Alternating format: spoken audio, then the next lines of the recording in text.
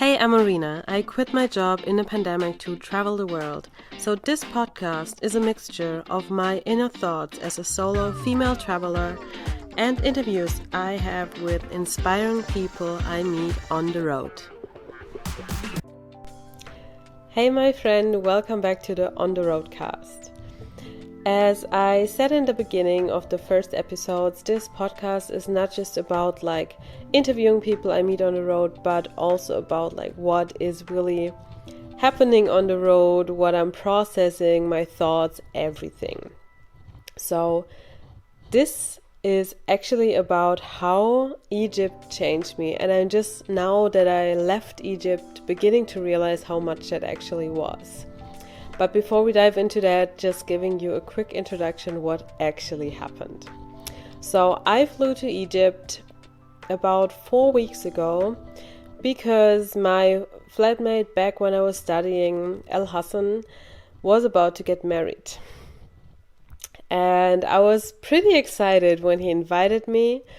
And then the week before actually flying to Egypt, I've been back home in Germany because first I wanted to park my drone somewhere and bring different clothes and stuff like that. Also, I was attending another wedding, but that's another story. So this week, my friends and family actually started to panic a lot. Oh my God, you're going to Egypt alone?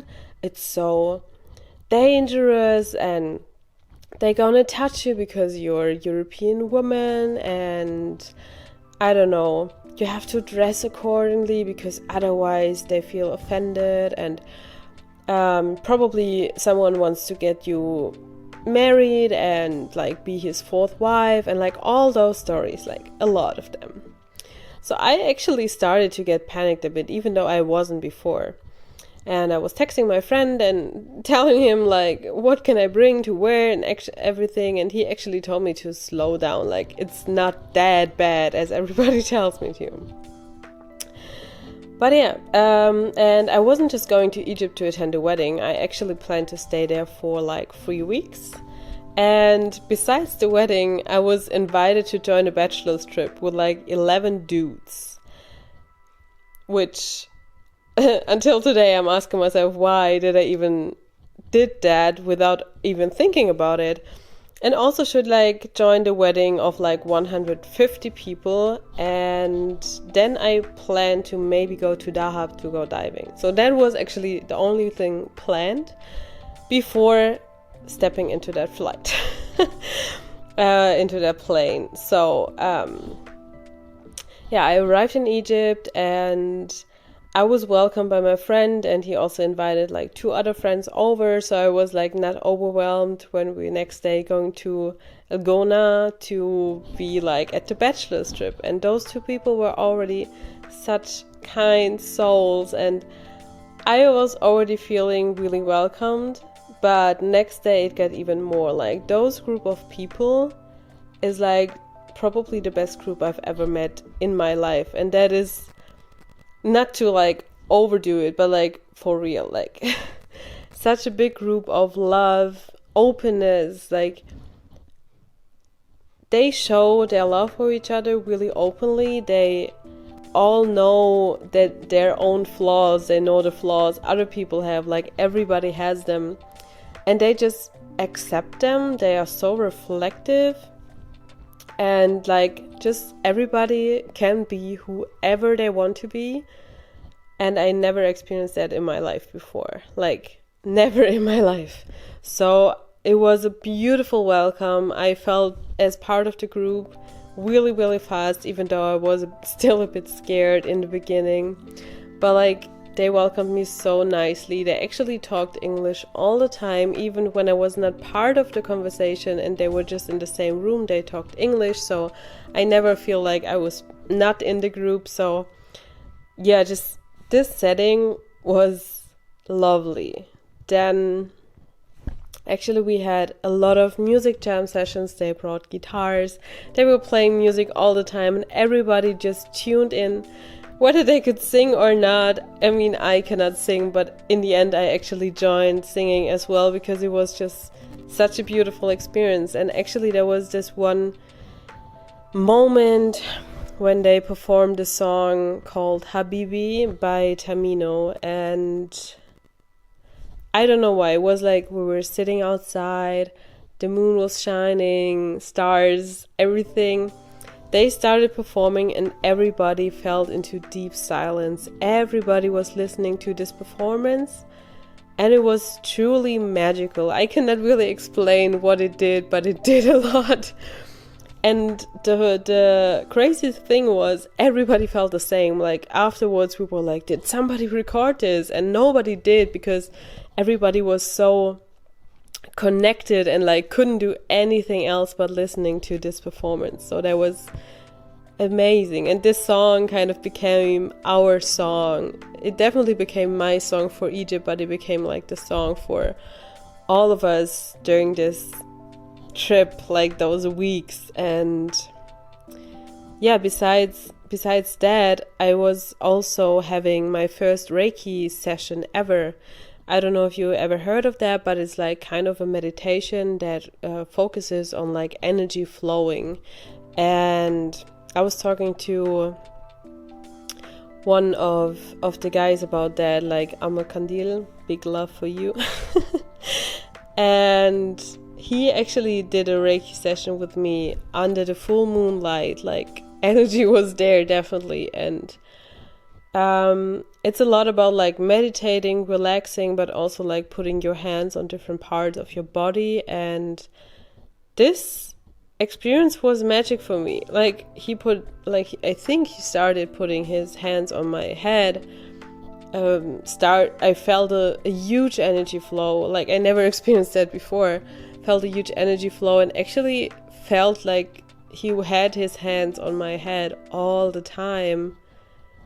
Until I realized now he has his hands on my feet, and I was like, wow, but who is there and still holding his hand on my head? So that was, I heard that supposed to be Reiki, but I don't know, but I definitely want to experience that again, because afterwards I felt super relaxed. I felt like some deep feelings are arising in myself that I've been probably suppressing for a long time, since I was traveling all the time and always like pushing them away because I will not deal with them now. I have to travel, be happy, be grateful, everything. So in that moment it actually came up. I started crying really intensely. Couldn't even tell at that moment what it was, but now I know it's supposed to be like really a lot of suppressed feelings. And I don't know like what else happened during this Reiki session, but it definitely opened something in me. It's really hard to explain, and it probably sounds super spiritual, probably because it is, but it did open something in me that kind of allowed my emotions to flow instead of being suppressed. And yeah, actually then after we left Gona, we went to that wedding, and the wedding was actually the most beautiful event I ever attended, I guess, or one of the best, and I was so happy all night long. I cried a lot of times out of happiness, and actually sat down at the sea for like 30 minutes because I was just crying out of happiness. Like I could not handle anymore the big amount of endorphins I had in my body. The gratefulness that I was part of this group, because they actually, like, I was part of this group already, like, and they accepted me like as part of their family. And like this whole wedding was so beautiful and so filled with happiness and love. I just couldn't handle it anymore. And so I didn't cry because I was sad or anything. I really cried because out of happiness, and I'm still super grateful for that. Then next day I got a message from one of them telling me, and I just read it out loud because this really hit deep to me, like saying, I think that deep down you are a very emotional person with a tremendous amount of emotions inside of you, and you have always known, but you always suppressed it, felt it, can't control it, nor know how to deal with it, terrified of it, very curious about it, wanting to unlock it, which was the trigger of traveling the world. And yeah, that actually did hit me really deep, because I never been told something so accurate. And I just realized that, like, I know I've been suppressing feelings because I always wanted to be like in control and wanted to like be strong and independent, not needing anyone. But I realized that if you suppress not only, I don't know, like bad feelings like anger or sadness, you also suppress your good feelings like happiness, love. And so my subconscious started processing that during the next days. And the next days were actually me traveling alone through Dahab, which was a challenge itself, because it was the first time I was actually alone after almost 2 weeks, while being surrounded by some people of my Egyptian squad all the time. So I had one day of sweetly nothing in Dahab. I was crying, I was journaling, I was just getting my head back together and started to dive. And diving, in case you don't know me, diving for me is one of the best things in this world. It's my specific kind of meditation, because I usually struggle to meditate a lot. And diving is just about breathing in, breathing out, seeing the beauty of this world while, for me it's while flying. Down there, nothing else matters. And while doing that, I realized that I need to be able to open up. And also while being there, I understood the Arabic culture way more. How helpful everyone there is, like, even for people they don't know. And how important it is to protect each other, and just, oh my god, I'm getting emotional again. But yeah, a country I was thinking of being afraid of actually made me feel safer than ever, more loved.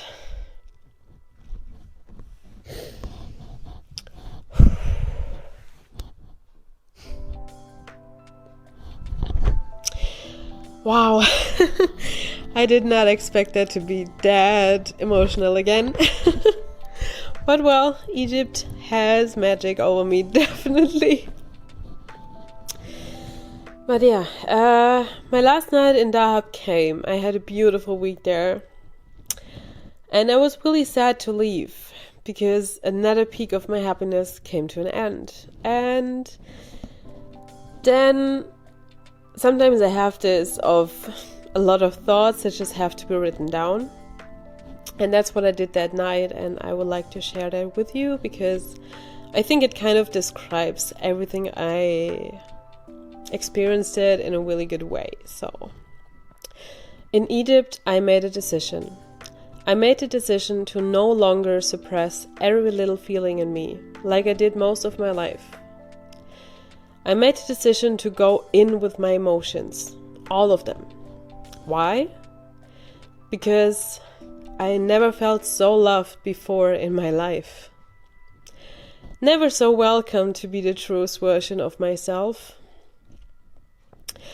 Never so safe with people I rarely know. And what happened then? I laughed louder. I smiled wider, and I felt more grateful and happy than ever before in my life. So happy that I actually sat at the ocean at night and cried for half an hour, because I couldn't handle this thunderstorm of endorphins and gratefulness that were running through my system. That's how happy I was. And I allow myself to love again. All the people around me. To open up to people. To be vulnerable. To actually give them a piece of my heart to keep it. Because it feels like my heart is only growing with every beautiful soul I met. And even though I had days when I felt like crying, because this exact piece of my heart was ripped out of my body because I had to leave the person I gave it to, it was still worth it. For the connection we built, for the love, lightness and happiness I felt, even just for this short amount of time. So worth it. And will I go on like this after leaving Egypt? I hope so. No matter what happened after Egypt, I will always keep this big piece of my heart. So, wow. Like, this always gets me super emotional thinking about that. Back then I felt way more emotions that I could handle, and I realized since I'm coming back, it decreases, and I don't want that actually. I feel like I'm colliding with my old self again, like the one that suppressed everything, because I'm back in my old surroundings with my old friends, with my family. And I really feel the struggle because, yeah, it's hard when you like see yourself confronted with your old self. And so while still being on the plane, and to be honest, I never saw myself being a person that cries in public, but I actually cried at the airport, I cried in the plane all the time. But back then I made a decision, and this idea came up to my head. I just had to do it, and there was a tattoo, actually, a tattoo that covers my wrist, because I want to be reminded of that as often as I can. So maybe at some point I can feel these emotions again and allow myself to feel them. And I have it like on my right hand, and yeah, just want to remind myself of that. And so I think this is where I'm gonna end this episode. This is a really personal one, and if you're still listening, I really appreciate you, and thank you so much for staying. And if you ever have the chance to experience something like that, I wish that to everyone, because it was the most magical experience I have probably ever had. And I'm so grateful, and I cannot wait to be back to Egypt and see my Egyptian family back again, because I love each and every one of them so much. Okay. So I don't know when I will record the next episode, but definitely somewhere on the road. Thanks for taking time to listen to the On the Roadcast. If you like this episode, you would warm my heart with a nice review on iTunes, a comment on YouTube, or a private message on Instagram. And of course, you make me super happy if you share my podcast, as it helps other listeners finding my show and hopefully to inspire them to travel the world.